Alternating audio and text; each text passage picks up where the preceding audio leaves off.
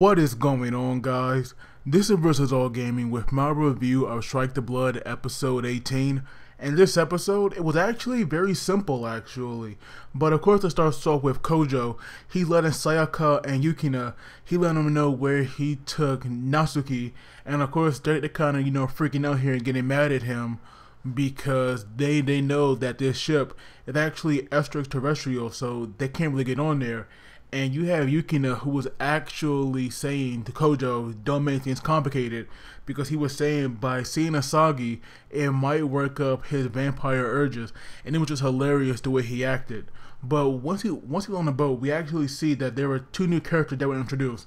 We have one that was kind of like a servant, and we have another one that was kind of like another lord in this domain. And so this other lord, he was actually jealous of Kojo because of Vatler, about how he only cares about Kojo. And so this guy was like very jealous of that, because I'm guessing that he wants Vatler attention as well. And this other guy, he more like a servant that had wanted Kojo to go take a bath. And once he did that, did the bath actually, it was pretty nice looking. But we actually see all these girls who actually sold off by their countries. And actually felt kind of bad for them, but the way they were interacting with Kojo, it was just hilarious, because they actually wanted to get wanted to get revenge on these countries that had kind of betrayed them and sold them off, and they wanted to have Kojo kids because they had wanted to raise them, because they were thinking that that these kids would be stronger than Vatler, and I'm pretty sure they'll want to overthrow him, and they also want to get back on their country as well. So that part was like very hilarious. But when they mentioned his girlfriend, I figured that it was going to be Asagi, but I did not expect to see Natsuki as well. And she ran in there naked, but of course, they censored that out. But it's just so weird seeing her as a little kid again. It is definitely rather odd. But we see, her, like, we have Asagi and Kojo. They had their like back toward each other, and Asagi actually thought that Kojo was gay. And that right there was hilarious, because we all know that Vatler, he's clearly gay, obviously. He's a gay character, because we know that he has no interest in women unless it was his former love. And we see that even the girls know that, because they said that he had no interest in women, so they could practically do whatever they want.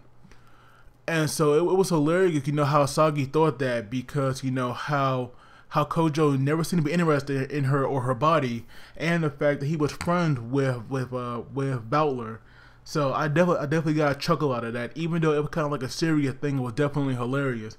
But when Asagi notices Kojo wound and she gets up to check it, her towel actually falls off, and then out of nowhere, Kojo vampire urges come back, and he had this like major nosebleed, and that right there was like really funny.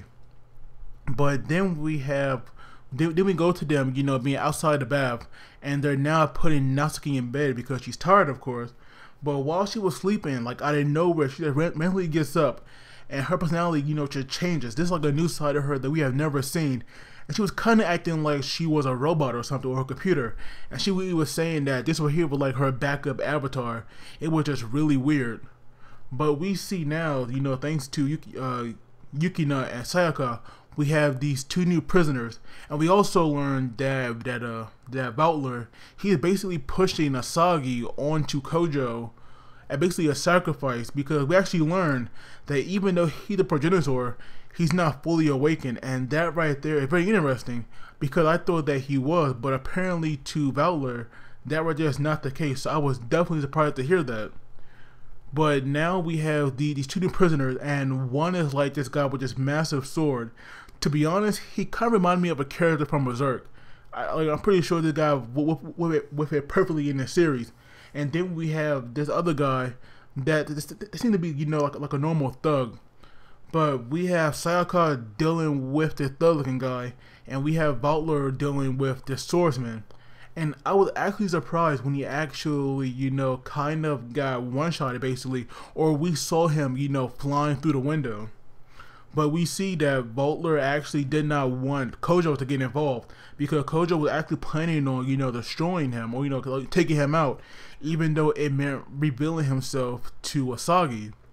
But, Vatler stopped that, and we just see Vatler bringing out all these different kinds of snakes. and this guy easily takes them out. But it seems that this like grayish looking one that was like different from the others, when he brought that one out, that's when this guy had trouble. But then we go to Sayaka and this third guy, and he really surprised me. I believe she called him a Deva, and because we just see like these multiple arms come out of his back, and that right there was kind of creepy. But Sayaka actually held her own because she was going to do her signature attack, and we actually saw, you know, a new attack where she used the talisman in the form of birds. But we see that, you know, her main attack, which is that, you know, circle in the sky, and you know, it makes all those arrows. But we see in this case she actually used that similarly, but this time it unleashed, you know, all the lightning bolts that had struck this guy down and sent him back to the prison. And so now we have Kojo, Asagi, and Natsuki. They're escaping thanks to the help of that one servant guy. And when they get out, we actually see another character as well that like randomly appeared for the first time, but this time she's in her real form. It was that tank person that we saw Asagi talking to like a few episodes ago. And this tank guy, even though it seemed like it was a boy or a guy thanks to the avatar, it turns out to be this little kid that came to help Asagi. Because we learn right now, thanks to the Black Oak Grimoire, all the magic right now is being negated, and of course that magic is also being used to hold up this island. So if that goes out, the things are definitely not going to be good. But we have Kojo, who actually wants Asagi to go with Tank so that they can, you know, keep the island afloat, and he's gonna watch Natsuki.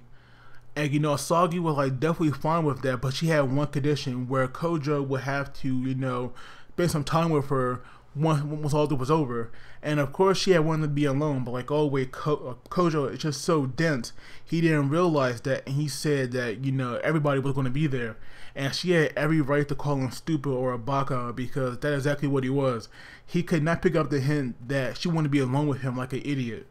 But I gotta say, Vatler, he is definitely impressing me. Even though, you know, he only uses like snake familiars, they are definitely not to be looked down on. Because after a while, you know, that guy's sword started to break, and we actually get like this little backstory about him, but he quickly took him out.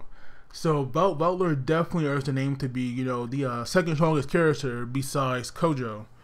And so now, while they're all escaping with Natsuki, we have Aya here, who came out of nowhere, and we actually learn that, you know, Sayaka weapon, it lost its magic, but Yukina, it still had it.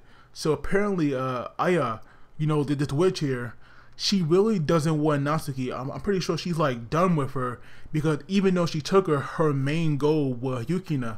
But I do wonder, you know, why she's so special that her weapon still had magic. I'm definitely, you know, wondering about that, because I do find it very interesting how even Kojo, he lost his magic as well, and we saw that he got stabbed. So, you know, that right there means one thing: he gonna drink Sayaka blood, or it's possible he might actually drink Vatler blood as well. But I do know that we're going to see a new familiar, because this always happens. Even though Kojo gets his ass kicked a lot, at least when he comes back, he'll be a lot stronger. So I am looking forward to that. But like I said, this episode, it was definitely good. It was very simple, actually, which is not really a bad thing. I'm definitely wondering, you know, what makes Yukina so different. But as always, please do not forget to like the video and subscribe, because that really helps me out. And you guys take it easy, and I will see you all next time.